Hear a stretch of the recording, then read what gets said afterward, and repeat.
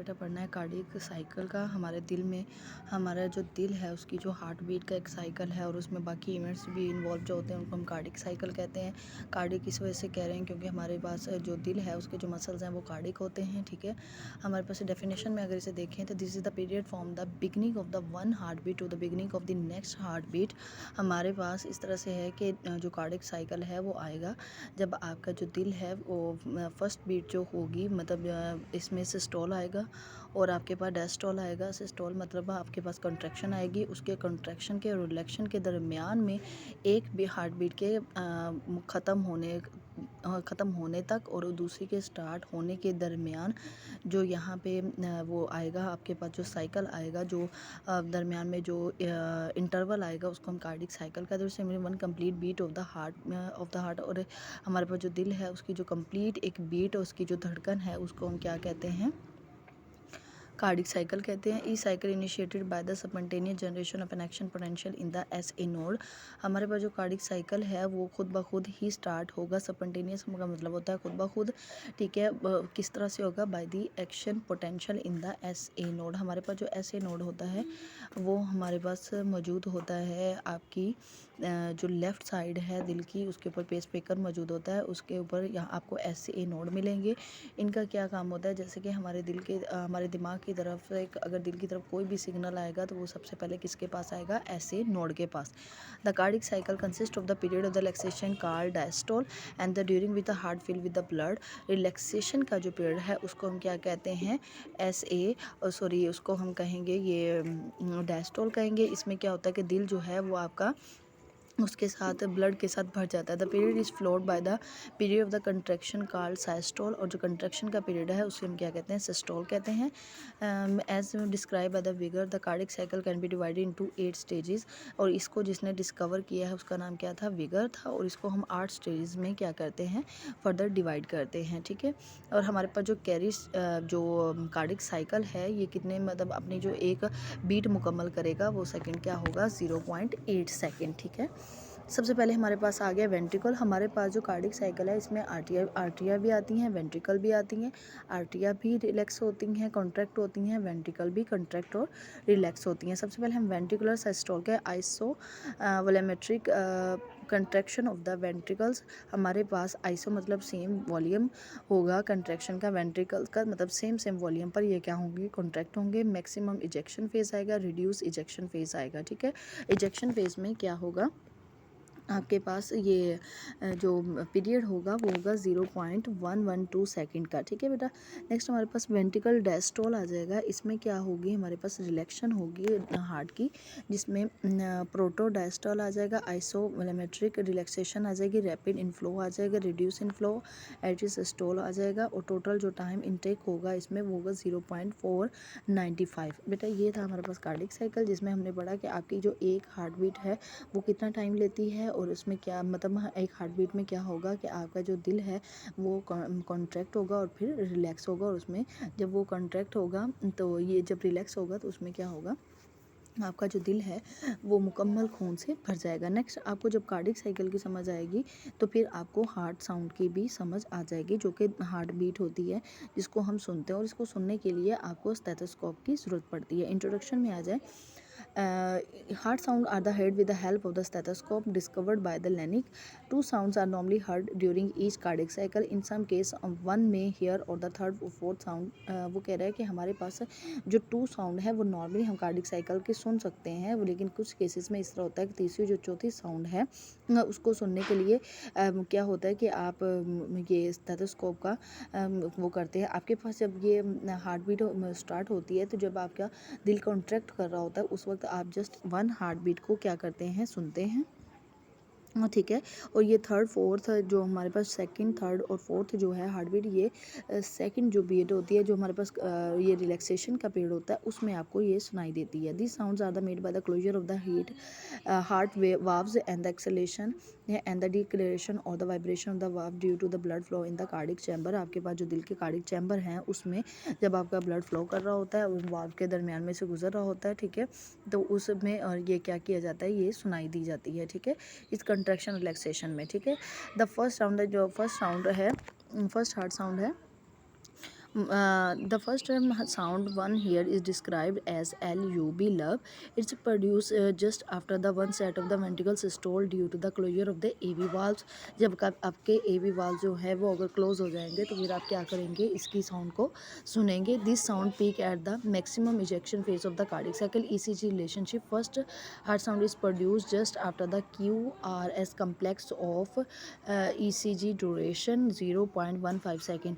आपके पास ये जो QRS है ये भी आपको मैं आगे जाके ये आपके फिक के थ्रू समझाऊंगी. नेक्स्ट हमारे पास सेकंड साउंड आ गई.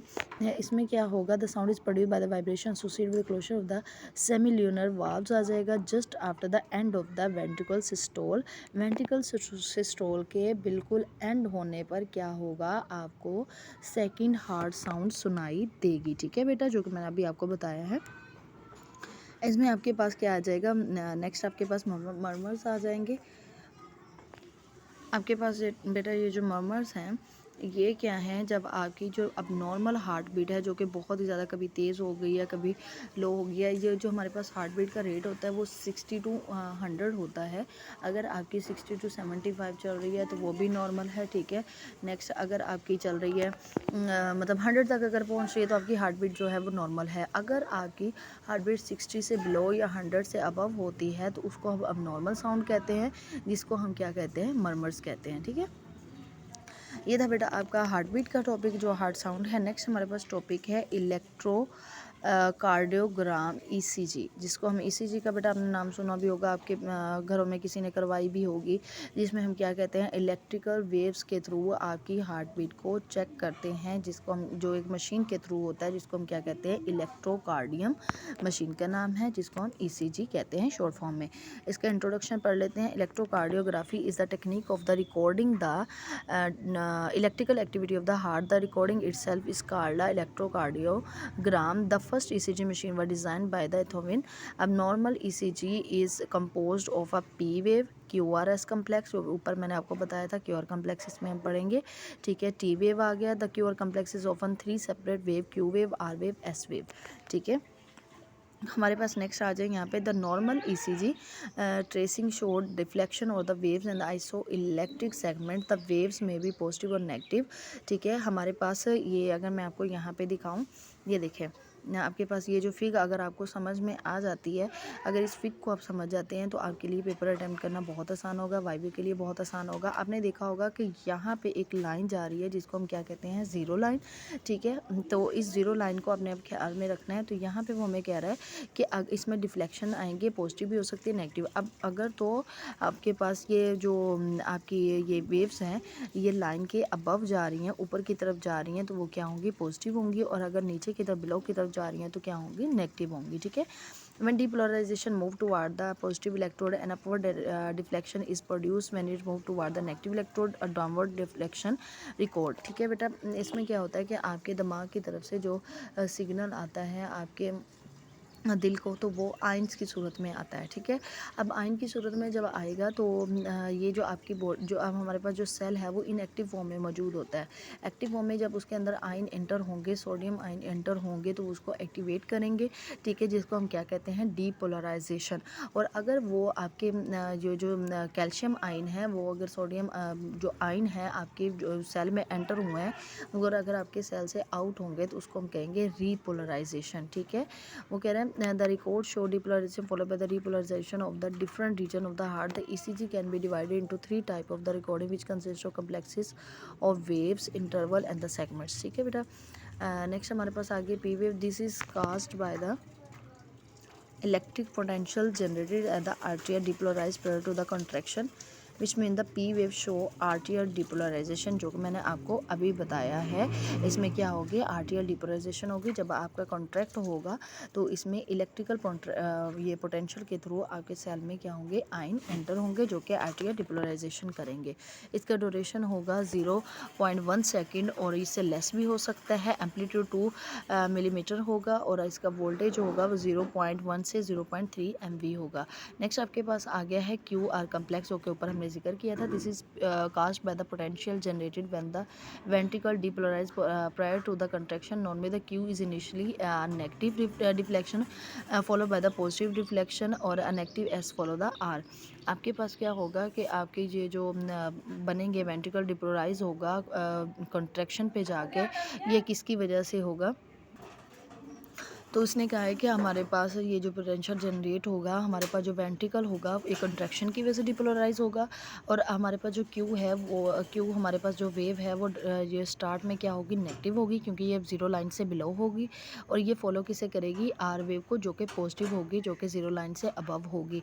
और जो हमारे पास नेगेटिव एस है वो भी किसे फॉलो करेगा? आर करेगा। इसलिए हमारे पास दरमियान में आर आ रहा है, जो कि क्यू और जो एस है वो दोनों आर को फॉलो कर रहे हैं। ठीक है, नेक्स्ट हमारे पास इसका ड्यूरेशन बता रहा है। ड्यूरेशन में क्या है कि इसका ड्यूरेशन को 0.11 सेकेंड आ जाएगा, एम्पलीट्यूड 0.5 से 1.6 मिलीमीटर आ जाएगा, वोल्टेज 1 MV आ जाएगा। नेक्स्ट हमारे पास टी वेव आ गई है। This is caused by the potential generated at the ventricle recover from the depolarization. अब ये हमारे पास आ गया रिलैक्सेशन में, डिपोलराइजेशन की तरफ जा रहा है, जो वो हमें कह रहा है कि टी वेव तब स्टार्ट होगी जब वेंट्रिकल क्या होगा? डिपोलराइजेशन की तरफ जा रहा होगा। ठीक है, नेक्स्ट हमारे पास वोल्टेज बता रहा है 0.2 से 0.3 MV आ गया है।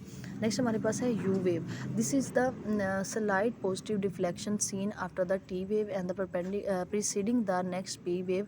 This is probably used to due to the slow repolarization the internal ventricle Purkinje conducting system of the papillary muscle characteristically seen in the hypokalemia. आपके पास इसका जो वोल्टेज होगा वो 1 MV होगा।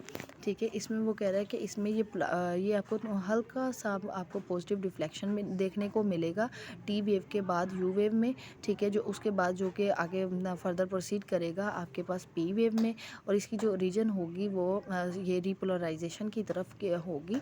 ठीक है, इसी तरह उसने इसको हमें यहाँ पे वेव के थ्रू भी समझाने की कोशिश की है। अगर ये देखें कि आपका जो पी है, पहले हमारे पास पी वेव आ रही है, फिर उसके बाद हमारे पास ये क्यू आ रही है, क्यू से आर आ रही है, और आर से एस आ रही है। क्यू और एस जो है वो आर को क्या कर रहे हैं? फॉलो कर रहे हैं। ठीक है, उसके बाद आपके पास टी वेव आ गई है। ठीक है, नेक्स्ट हमारे पास इंटरवल आ गया है कि कितना दौरानिया है इसका। तो पी आर इंटरवल, हमारे पास ये जो पी आर इंटरवल है वो यहाँ से ये बताना चाह रहा है। ये देखें, it is measure from the onset of the P to the beginning of the Q R S complex. ये देखें, यहाँ से बिगिनिंग से यहाँ तक जा रहा है, और ये यहाँ पे पी और आर जो है वो पी से स्टार्ट होकर क्यू की तरफ जा रहा है, सॉरी आर की तरफ जा रहा है। During this interval, the cardiac impulses travel from the SA node to the ventricle in duration 0.1 to 0.20 second. The interval tend to be longer in the slow heart. It is prolonged in the acute rheumatic fever, showing delay AV conduction. The PR interval occurring during in arterial depolarization and conduction through the AV node. इसमें PR में क्या होगा? जब आपको fever होगा तो इसमें जो इसकी मूवमेंट होगी उसको नोट किया जाएगा, और इसकी जो मूवमेंट होगी वो क्या होगी? 0.1 टू 0.020 सेकेंड होगी, और ये डिले होगा। ये जो शो करवा रहा है वो वजह क्या होगी? AV की कंडक्शन की वजह से ये क्या होगा? डिले होगा, जिसको हम क्या नाम देंगे? PR interval. नेक्स्ट हमारे पास आता है QRS interval. This occur during the ventricle depolarization and atrial depolarization. Depolarization और आर्टियल मतलब हमारे पास पहले वेंट्रिकल डिपोलराइजेशन हो गया, जो कि आर्टियल रिपोलराइजेशन के दरमियान में जो इंटरवल होगा उसको हम QRS इंटरवल कहेंगे। It is a major from the onset of the Q और R wave that the end of the S wave. It is duration 0.08 to 0.110 second. ठीक है, नेक्स्ट हमारे पास आ गया है यहाँ पर QT interval. This is measure from the onset of the Q wave to the end of the T wave. This is occur during the ventricular depolarization and ventricle repolarization. Its duration is 0.40 to 0.43 second. ये भी क्या होगा? Q wave से Q wave end होगी और T wave जो है start होगी, उसके दरमियान का जो इंटरवल होगा उसको हम QT इंटरवल कहेंगे। ठीक है, और ये भी होगा जब वेंट्रिकल डिपोलराइजेशन से वेंट्रिकल डिपोलराइजेशन, इन दोनों में वाज़ेह फ़र्क दे रहा है वो हमें। QRS में आर्टियल डिपोलराइजेशन की तरफ जाएगा, और QT इंटरवल में हमारे पास ये वेंट्रिकल रिपोलराइजेशन की तरफ जाएगा। नेक्स्ट हमारे पास है ST इंटरवल है the begin from the end of the S wave and last up to the T wave. It occurs during the ventricle repolarization and its duration is 0.32 second. ये start होगा S wave से और last up होगा T wave पे और ये अकर होगा ventricle repolarisation में और इसका ड्यूरेशन क्या होगा बेटा 0.32 होगा. अब इसकी हम क्लिनिकल सिग्निफिकेंस देख लें ECG के. By studing the ECG we can note the following point related to the cardiovascular system. Heart rate check करेंगे, रिदम चेक करेंगे, position of the heart check करेंगे, वेंट्रिकुलर हाइपरट्रोफी करेंगे और हमारे पास इस्केमिक हार्ट डिसीज़ करेंगे, P wave, PR interval, Q wave. ये सारी चीज़ें हमने क्या करनी है इसमें मेजर करनी है, इसको चेक करना है. ये सब चीज़ें होना बहुत ज़रूरी है. नेक्स्ट हमारे पास आ गया बेसिक फैक्ट अबाउट ECG के बारे में आप बेसिक जो हकीकत है वो हमने पढ़नी है. ECG technique for recording the electrical activity of the heart. ECG के थ्रू हम जो हमारे पास दिल है उसकी हम एक्टिविटी को रिकॉर्ड करते हैं through electricity. Compose of the P wave, QRS complex, T wave and U wave. If P wave occur due to the atrial depolarization its duration 0.1 second and amplitude is 2 millimetre. उसने हमें यहाँ पे short form में बता दी. ये सारी चीज़ें हमने ऊपर पढ़ ली हैं.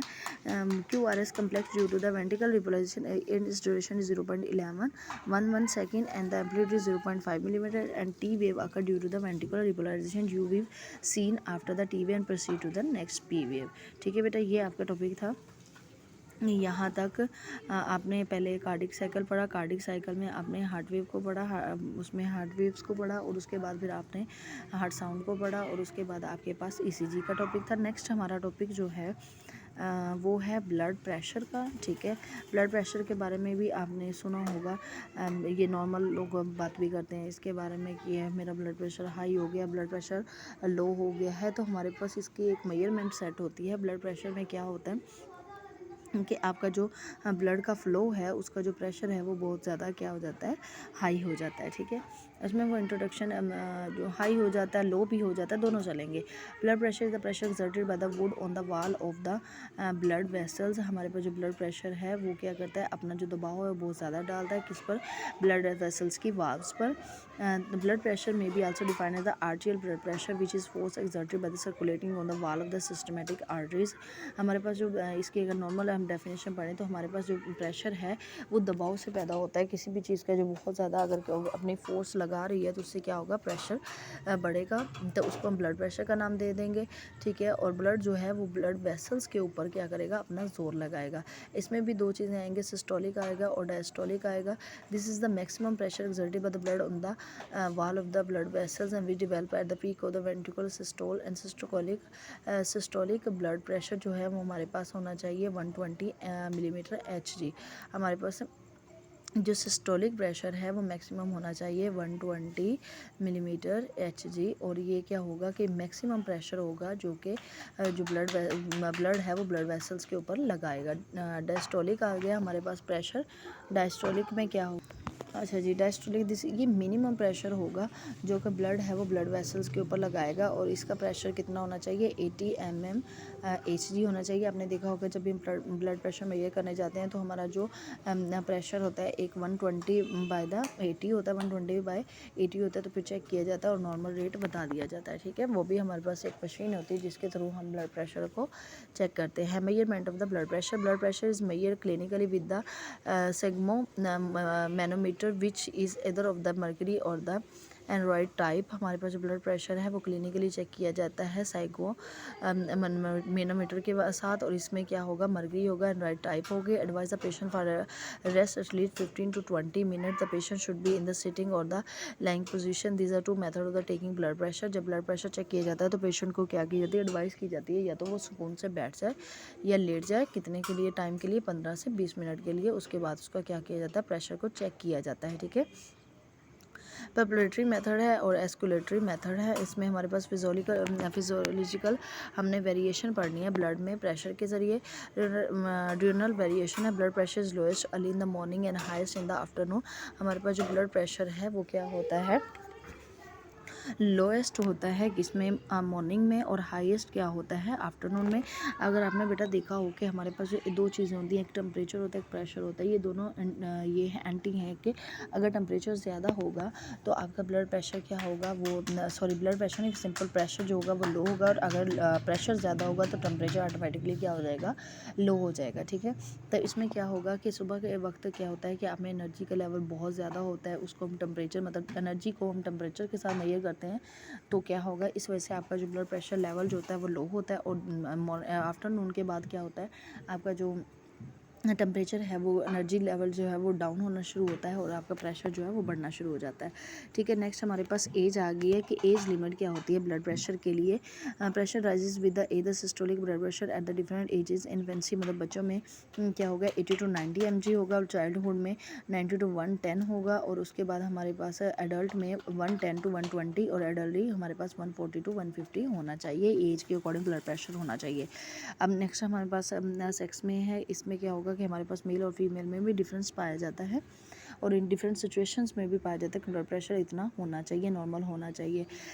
Before the occurrence of the menopause in the female both systolic and diastolic blood pressure are slightly lower than mail.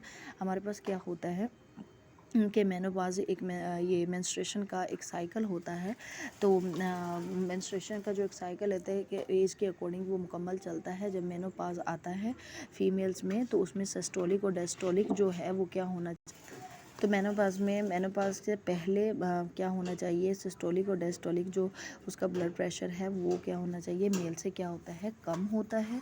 ठीक है, आफ्टर मेनोपॉज ब्लड प्रेशर में भी slightly higher than male of the same age. मतलब हमने man को और female को दोनों को साथ रखना है सेम एज पर, लेकिन जो मेनोपॉज से पहले जो फीमेल हैं उनमें जो ब्लड प्रेशर है वो क्या होता है, नॉर्मल होता है, लो होता है मैन से, और after the menopause same age पे मैन और ये वुमेन का क्या होता है, ब्लड प्रेशर जो है वो बढ़ जाता है एज अ मैन के। ठीक है, आगे नेक्स्ट हमारे पास बॉडी बिल्ड आ गया है। अब सी person ten to the high blood pressure. हमारे पास जो अफेक्टेड पर्सनस होते हैं उनका जो ब्लड प्रेशर होता है वो क्या होता है, हाई होता है। नेक्स्ट हमारे पास क्या आ गया है, स्लीन it resting condition as a sleep है, sorry in resting condition as in sleep blood pressure is decrease. जब हम सो रहे होते हैं तो क्या होता है, हमारा ब्लड प्रेशर जो है वो डिक्रीज़ हो जाता है। ठीक है, नेक्स्ट हमारे पास टॉपिक यहाँ पे आ गया है एक्सरसाइज का। ये बेटा हमें डिफरेंट यहाँ पे कंडीशन बता रहा है कि डिफरेंट सिचुएशन में हमारा जो ब्लड प्रेशर है वो डिफरेंट लेवल पर होगा। जब आप एक्सरसाइज कर रहे होते हैं तो उस वक्त क्या होता है, light exercise such as walking increase the systolic blood pressure but decrease the diastolic blood pressure. In severe exercise the systolic blood pressure may be rise up to 180. हमारे पास जब हम एक्सरसाइज कर रहे होते हैं तो उस वक्त हमारा ब्लड प्रेशर का फ्लो जो होता है वो बहुत ज़्यादा हो रहा था, और उसमें क्या हो रहा था, जो ऑक्सीजन है उसकी शॉर्टेज हो रही होती है, जिसकी वजह से हमारा गला जो है वो खुश्क होना शुरू हो जाता है। तो उसमें वो क्या करेगा, अगर तो डिपेंड करेगा कि आपकी एक्सरसाइज कैसी है। अगर तो आपकी एक्सरसाइज जो है वो बहुत हैवी कर रहे हैं एक्सरसाइज और मुसलसल कर रहे हैं तो ब्लड प्रेशर क्या होगा, वो हाई होगा, और लाइट है तो आपका जो ब्लड प्रेशर है वो क्या होगा, क्या करेगा, आहिस्ता आहिस्ता इंक्रीज़ होना शुरू होगा।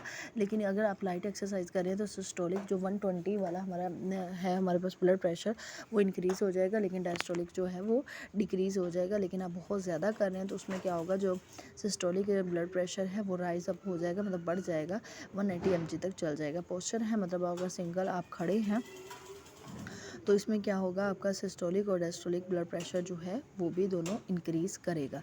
ठीक है, नेक्स्ट हमारे पास है एक्साइटमेंट और इमोशन बहुत ज़्यादा होकर जब आप खुश होते हैं तो उसमें आपका सिस्टोलिक जो ब्लड प्रेशर है वो क्या हो जाता है, इंक्रीज़ हो जाता है। ठीक है, after the digestion of the, देखा होगा बहुत से लोग जो है वो खुशी से ही मर जाते हैं, तो इस तरह ब्लड प्रेशर से ही मर जाते हैं। ठीक है, नेक्स्ट हमारे पास आ गया after digestion of the food there is a slight rise in the systolic blood pressure but diastolic blood pressure fall due to the vasodilation in the certain vessels of the body. हमारे पास खुराक की digestion के बाद हमारा जो systolic blood pressure है वो क्या हो जाएगा, बढ़ेगा, और डायस्टोलिक जो है वो गिर जाएगा ड्यू टू द वेसोडाइलेशन के ज़रिए। ठीक है, नेक्स्ट हमारे पास आ जाता है रेगुलेशन और the control of the blood pressure.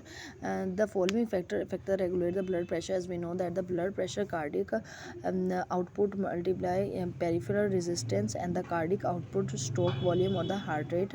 हमारे पास जो हमारा ब्लड प्रेशर है वो रेगुलेट होना चाहिए, ठीक है। तो वो कह रहा है कि ब्लड प्रेशर जो आपका कार्डिक आउटपुट है वो और पेरिफेरल रेजिस्टेंस है, मतलब आपका जो अंदर का कार्डिक साइकिल चल रहा है वो नॉर्मल होना चाहिए, और आपका जो बाकी जो इन्वायरमेंट है उसमें भी क्या होना चाहिए, रेगुलेशन होनी चाहिए। कार्डिक आउटपुट में आपका जो स्ट्रोक वॉल्यूम और हार्ट रेट है वो क्या होना चाहिए, नॉर्मल होना चाहिए, ठीक है।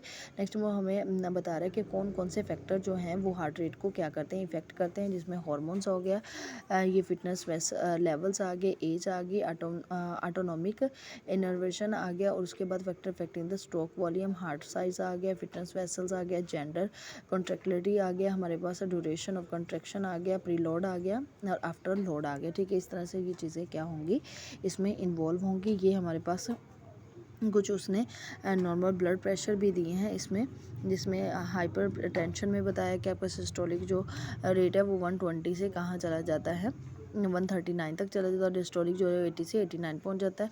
हाई ब्लड प्रेशर में 140 टू 159 चला जाएगा, और 90 टू 99 पहुंचेगा। और हाई ब्लड प्रेशर में सेम इसी तरह आपकी सिचुएशन पर डिपेंड करते हुए आपका ब्लड रेट जो है वो इंक्रीज़ या डिक्रीज़ होता रहेगा। ये था आपका बेटा ब्लड प्रेशर वाला टॉपिक। नेक्स्ट टॉपिक में इंशाल्लाह मुलाकात होगी, तब तक के लिए अल्लाह हाफिज़।